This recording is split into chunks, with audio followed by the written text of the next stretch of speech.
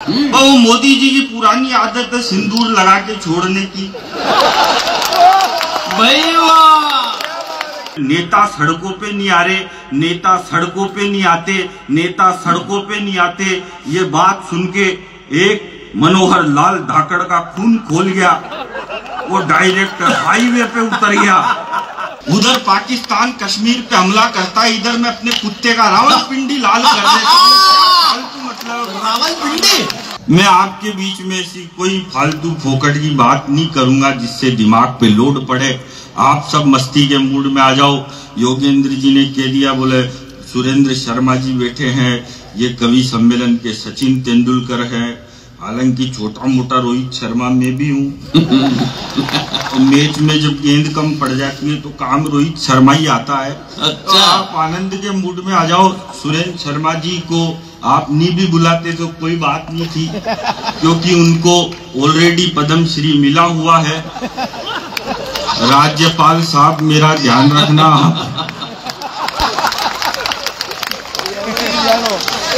अरे मैं बढ़िया ही करता हूँ सर, तभी तो इतनी दूर भीलवाड़ा बुलाया ना, नहीं लोकल को नहीं बुला लेते किसी को। बहुत अच्छे। दिमाग से काम करना पड़ता है। आप सब मस्ती के मूड में आ जाओ। मैं पाकिस्तान इसके खिलाफ कुछ भी नहीं बोलूंगा। क्या मतलब है, मैंने तो मेरे कुत्ते का नाम पाकिस्तान धर रखा है। जब भी मन में आती है उसी के 2 लात देता हूँ, मस्त रहता हूँ, कौन टेंशन पाले।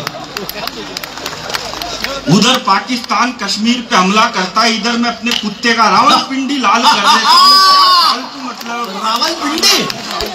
आप सब, मैंने कहा कि आपसे ताली बजाओ। देखो मेरी बात सुनो, ब्रांडेड आदमी होता है, अपने आप दिख जाती है, वो बोलने की जरूरत थोड़ी है नहीं। बहुत अच्छे। अरे अच्छा तो अब आएगा। क्या मतलब फालतू से मोदी जी ने ऑपरेशन सिंदूर कर दिया, एयर स्ट्राइक कर दी। अब कहीं भी अपन सिंदूर लगाते हैं तो वो जगह फिर अपनी हो जाती है। वाह! तो मोदी जी ने पाकिस्तान पे सिंदूर लगा दिया तो पाकिस्तान अपना हो गया। वो मोदी जी की पुरानी आदत है सिंदूर लगा के छोड़ने की। भाई वाह!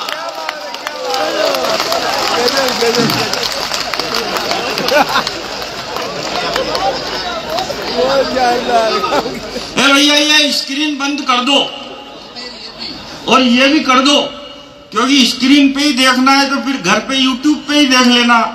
ये आने की जरूरत क्या है, तो बंद कर दो। इधर देखो, जब रजनीकांत इधर खड़ा है तो उधर कहीं चला रखी है आपने। आप मस्ती में, भगवान कसम कोरोना काल के बाद में इतने सारे जिंदा आदमी पहली बार ही देख रहा हूँ। कोरोना काल में तो एक दिन मेरी लुगाई मेरे लिए खाना बना के लाई।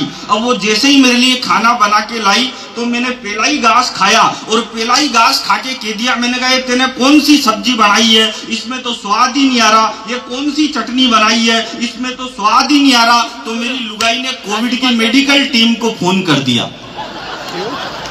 बहुत अच्छे। और फोन करके बोली कि मेरे हस्बैंड की जुबान का स्वाद गायब हो चुका है। हाँ? तो भाई साहब वो 4 यमदूत आए, दोनों मेरे हाथ पकड़े, दोनों पैर पकड़े, ले गए मेरे को टांगा टूड़ी करके। लेकिन मैं जैसे ही वहां पे गया तो उन्होंने मुझसे जाते ही पूछा तुम किस किस से मिले थे। मैंने कहा मेरी लुगाई से। बहुत अच्छे। मेरी सासू से। हाँ? मेरे ससुर से। ऐसा बदला लिया मैंने, पूरे खानदान को अंदर करवाया। भाई साहब आप दूध पे सुना रहे थे, दूध पे नहीं, इस पर सुनाओ। कोरोना काल में जब इस देश की अर्थव्यवस्था नीचे गिर गई, महामहिम महोदय जब अर्थव्यवस्था नीचे गिर गई तो न उसको मोदी जी ऊपर उठा सके, न राहुल जी ऊपर उठा सके, न केजरीवाल जी ऊपर उठा सके। जब इस देश की अर्थव्यवस्था नीचे गिर गई तो इस देश की सरकार ने न सबसे पहले मंदिर खोला, न मस्जिद खोली, न गिरजाघर खोले, न गुरुद्वारे खोले। हिंदुस्तान की सरकार को केवल एक ही कौम पर भरोसा था, बेवड़े। और देश की सरकार ने सबसे पहले खोले तो दारू के ठेके खोले, और बेवड़ों ने पी पी के इस देश की अर्थव्यवस्था को इतना ऊपर उठाया, इतना ऊपर उठाया, इतना ऊपर उठाया, और नीचे आने का नाम ही नहीं ले रही। बहुत अच्छे का वो सारे तो अर्थव्यवस्था ऊपर उठाने के चक्कर में खुद ऊपर उठ गए। वो पिछले दिनों एक आ गया मेरे पास, बोलो गुरुजी ज्ञान दो। मैंने कहा क्या ज्ञान चाहिए तेरे को? मेरे को भी कहते हैं ऐसे छोटे मोटे। तो आइए, तकलीफ इतनी है, लोग कह रहे बोले नेता सड़कों पे नहीं आ रहे, नेता सड़कों पे नहीं आते, नेता सड़कों पे नहीं आते। ये बात सुन के एक मनोहर लाल धाकड़ का खून खोल गया, वो डायरेक्ट हाईवे पे उतर गया। अरे गडकरी जी ने सड़कें ही इतनी अच्छी बनाती, लोगों को होटल जाने की जरूरत ही नहीं पड़ रही है।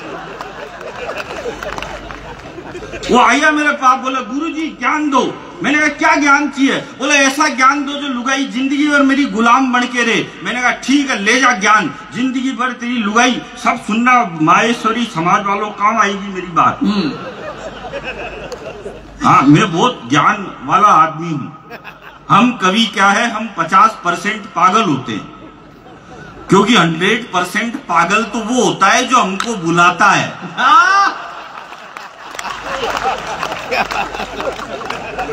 वो लाठी जी कहाँ है जिन्होंने मेरे को बुलाया?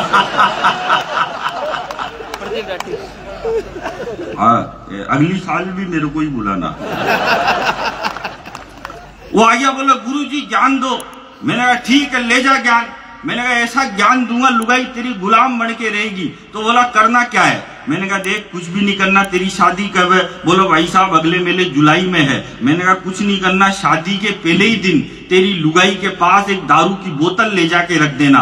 तेरी लुगाई देखते ही कहेगी एक कैसा बेवड़ा पति मिल गया मेरे को, शादी के पहले ही दिन दारू की बोतल लेके आ गया। तू उसी के सामने दीवार पे फेंक के फोड़ देना और कह देना आज से तेरे प्यार में बंद। तेरी लुगाई जब तेरा इतना बड़ा त्याग और बलिदान देखेगी तो जिंदगी भर तेरी गुलाम बन के रहेगी। बहुत अच्छे।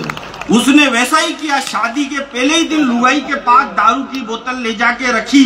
तो लुगाई देखते ही बोली ठीक है बनाओ, लेकिन मेरे पेग में सोडा मत डालना। भाई जिंदाबाद। अरे कमाल हो गया, एक बार दोनों हाथ ऊपर उठा के कमाल होता नहीं है, करना पड़ता है। अब आप कह रहे थे ना सर 9-10 साली होनी चाहिए, मेरे है 9-10 तो नहीं है, लेकिन ईश्वर की कृपा से मेरे 7 सालियां हैं। ईश्वर मेरे ससुर जी का नाम है। भाई बहुत अच्छे। और मेरा ससुराल इधर ही है, बेबू चित्तौड़गढ़ में। हालांकि ये मेरे को यहाँ नहीं बोलना चाहिए था, क्या पता मेरा ससुरी कोने में घुस के सुन रहा हो। लोग बिना बात परेशान, सर अब तो हमने इतनी तरक्की कर ली, इतनी तरक्की कर ली, इतनी तरक्की कर ली, अब तो हमने चांद पे तिरंगा गाड़ दिया, अब तो पाकिस्तान वाले भी फक्र से कह सकते हैं कि चांद हमारे बाप का है। बहुत अच्छे।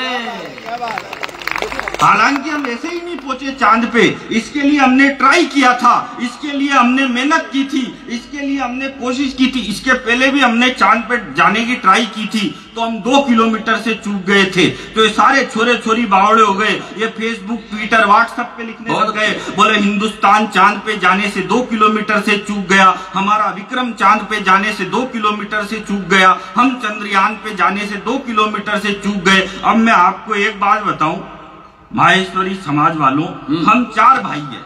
जो मेरा सबसे बड़ा भाई है वो एमकॉम पास है और वो बेरोजगार है। जो मेरा दूसरा भाई है वो एमबीए है, वो भी बेरोजगार है।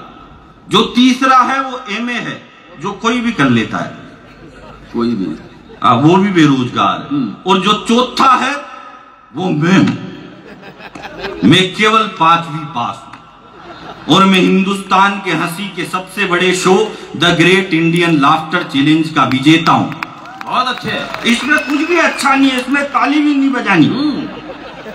बात यह कि जो बेवकूफ बोल रहे थे कि हम चांद पे जाने से 2 किलोमीटर से चूक गए, हम चांद पे जाने से 2 किलोमीटर से चूक गए। अब एक बार बताओ, जब मेरे पिताजी को लाफ्टर चैंपियन पैदा करने के लिए 3 पड़ाव पार करने पड़े, और एक बार में ही बोल रहे, बोले हम चांद पे जाने से 2 किलोमीटर से चूक गए, हम चांद पे। भाई ट्राई तो करो भाई, क्या बढ़िया बात निकाली है। हाँ बढ़िया, क्या ट्राई किया, पहुंच गए चांद पे। ज्यादा पढ़ा लिखा होने से सर कुछ भी नहीं होता। अब आप सब पढ़े लिखे ही हो, ये आगे वाले सोफों पे जो बैठे हो वो तो पढ़े लिखे ही होंगे, नहीं तो भी वहां बैठना पड़ता पीछे पीछे कोने में। लेकिन पढ़ लिख के आप लोगों ने भी कौन सा तीर मार लिया। सुन तो 5वीं पास को ही रहे हो।